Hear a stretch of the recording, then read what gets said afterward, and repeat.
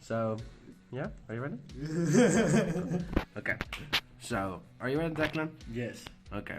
So, what event did we attend like this weekend or like today? BCS, long time in between rounds. Okay, but like BCS Osnabrück. okay, so for a little bit of an intro, like I'm of course Dave. For people that know me, this is my channel. And this is Declan, one of my friends.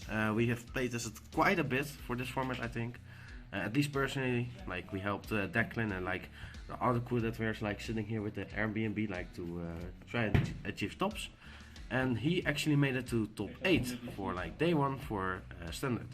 So what did you play? Today I played Nirvana. Probably one of the best decks in the format at the moment. Not a lot of choice though, but you know, it's a good deck.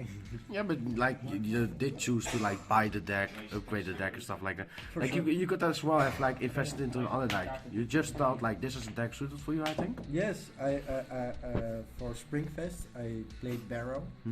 And I really like the deck, but the problem I had with Barrow is consistency, especially since you have to minus yourself before you can actually do your effects.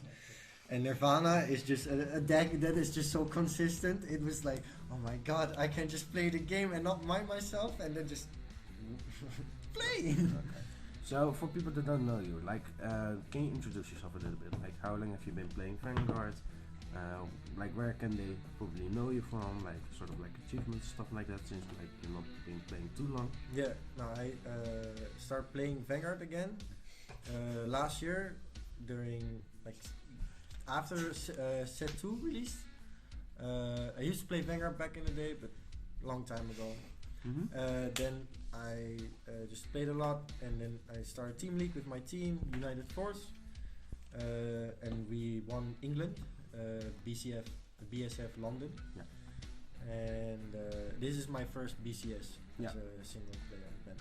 Okay, cool. So great to see you having like getting top 8. I think everyone here is like wouldn't think you made it to top 8. like personally speaking at least. I always believe. Yo, shout out to the judge! Shout out to the judge, Sudi, the MVP of today! No, it was. It's great to see that you got at least top 8. I think. Like Thank a you. top is a top. You don't look at like how easy or how hard the top is, but it's like whatever. So shall we go into the deck itself? Yes, we shall. Because I think it's not like too complicated of a deck, but it's like more of like personal choice, personal like things what you like about the For deck. sure. Since Nirvana is mostly solved, there's not a lot of deck variants, but I'll explain most of the sort of few techs I have, or different ratios. Well, of course, the right line. Play anything else except for a starter difference. Okay. You're stupid. So just for a moment, because it's like in the camera, keep it this as middle. Alright, this is the middle. The Nirvana right line, great right line, plus is 2 for free. That's a trick star. Shout out to Boop. Shout out to Pooh. Alright. Okay, so what does it like in like a little bit in general? Because You want me to explain the effects? like as just well? like a little bit, like Alright. not like Soul Blast 1 and everything. Great show says if you go second, you Okay. draw a card. Okay, this is like okay, and this is why we expected you not to top now. And I'm just joking. Okay, so grade 1 gets the trick star from your deck, which is the bread and butter of your deck for overdressing. Grade 2, when it's right on by Nirvana, it gets a Virina from deck, which is a beat stick and an extra free card and deck thinning. Both of them are 2 deck thinning, so it's always nice. Grade 3, you don't use its effect a lot, but sometimes you do. He's just there for the name, I think. Also, but sometimes early when you, because my build is a little bit more, I play more rushy, and when you start and you go to grade 3, so you can't grade skip, you can still use this effect to CB1 and gain plus 10,000 to push more for tempo advantage, which is sometimes, it doesn't come up often because you don't want to use UCB too much, because arcs and Mahar skills are very also costly, you don't have counter charges, but sometimes you do use it and it is very strong. Okay, cool. So Alright. that's mainly it for the right line. Like an instant game loss right there, I Yeah, saw. no, I'm getting DQ'd again, number warnings for today, oh no. Then for triggers we play 4 effect, 4 normal crits, Yeah. 8 crits. This deck is just fucking helmeting you down, so you know, Connix, Can I Yeah, swear? yeah, Okay. yeah. So it helmets you down. You can swear, like we're Dutch, so it's Nice. You just bash people down, and crits are very nice. And this one actually, the effect crits, most decks doesn't really have it use it too much, but this deck comes up quite often because the plus 2k in certain columns does matter to make nice magic numbers, and the soul charge comes up often with Esperadea for soul blasting, because this is, aside from Emilia, the only soul charger, but this one is for free. So this one is actually a must in this deck, I would say. yeah. Like some decks, at least, like in my personal opinion, like sometimes play the 5k triggers and then also the 5k triggers as a side, because like what Because you it's 5k. yeah, but it's like exactly because what you can do in the early game is like put it behind your Vanguard. If your Vanguard is like 8k for example, then it swings in for 13 or like 15 and stuff like that, and it makes for magic numbers. Because there's no 10k shield on grade 2 and grade 1. Exactly. So, Except for the effect heals, but that's something. yeah, effect heals. But like most people, like some play it, some don't really play it. But this deck doesn't really care about it. Also for the fact that you're swinging in for every time plus 2k. Yeah.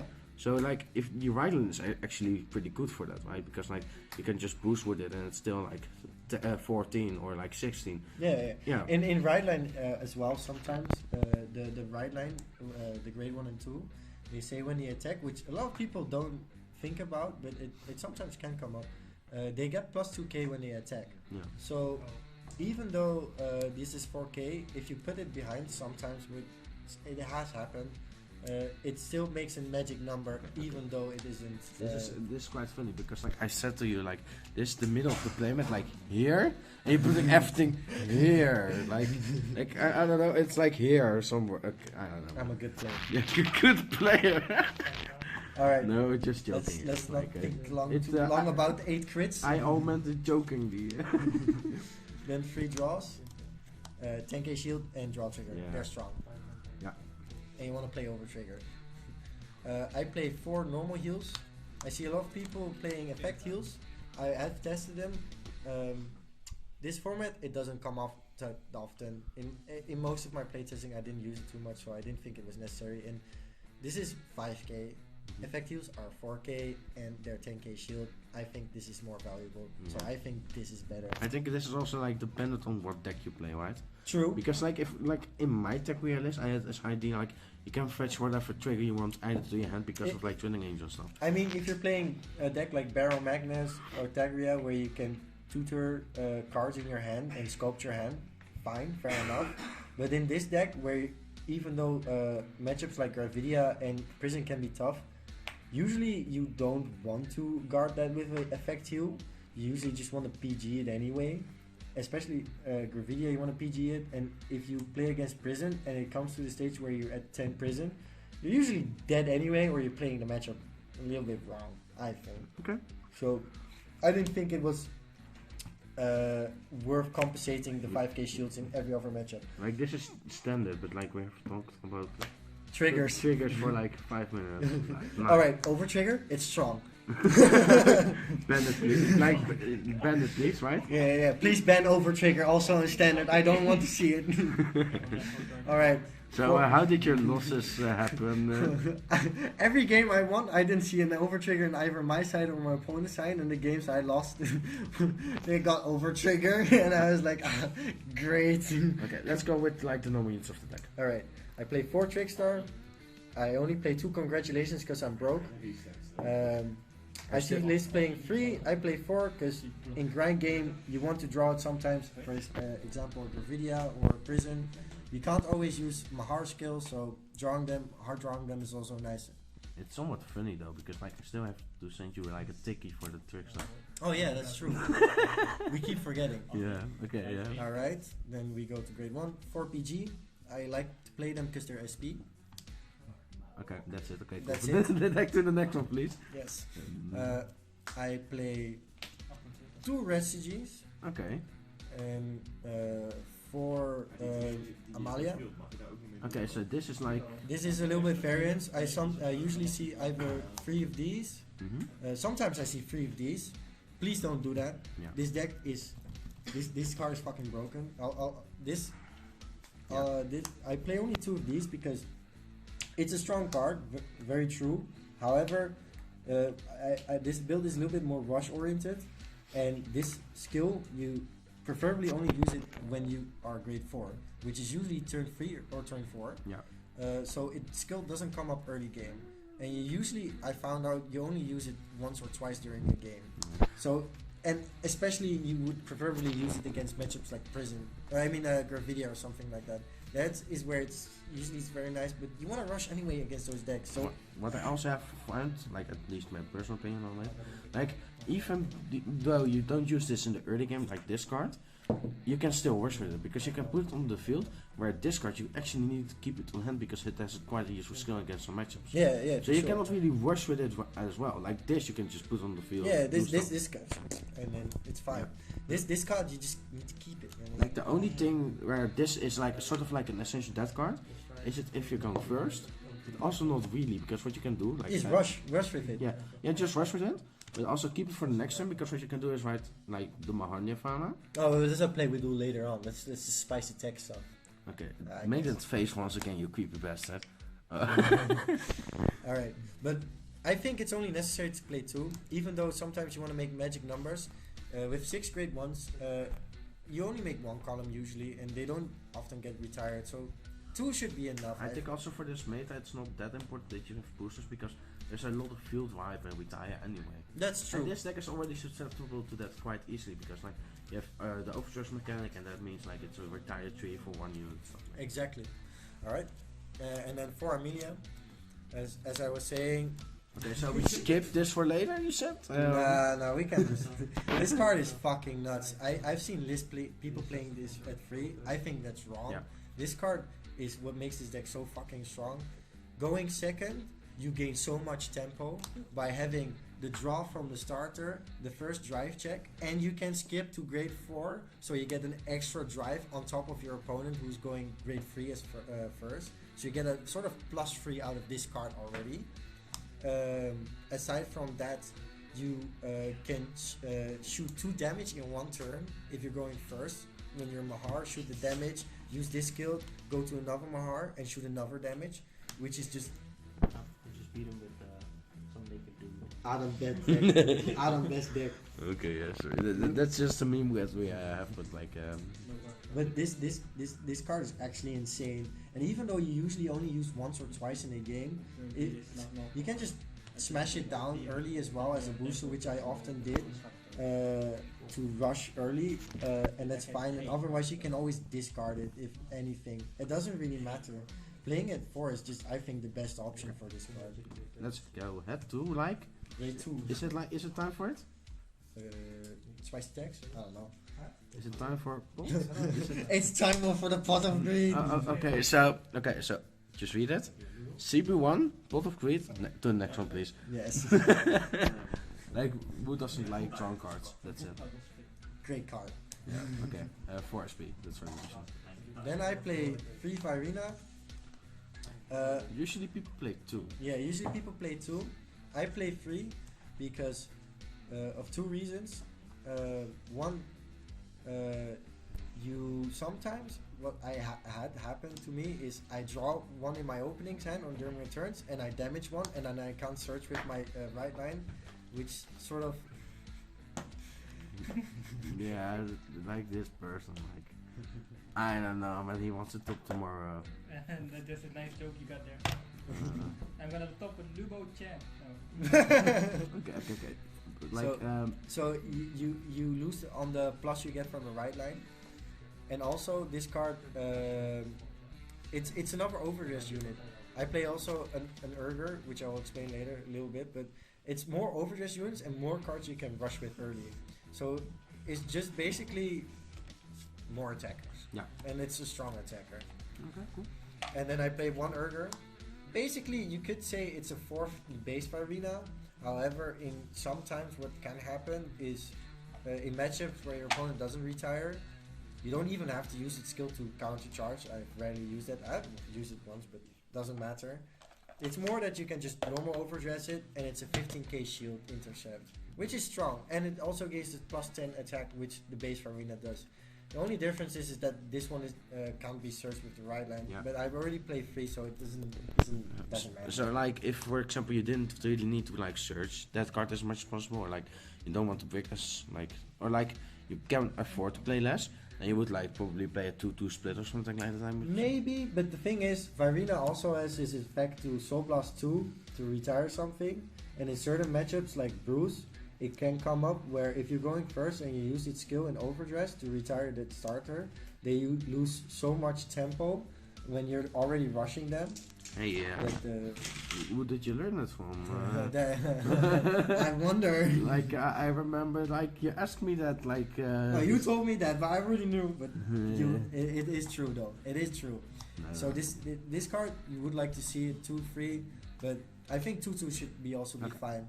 Anyway, going to grade 4s because we don't play grade 3s. Oh.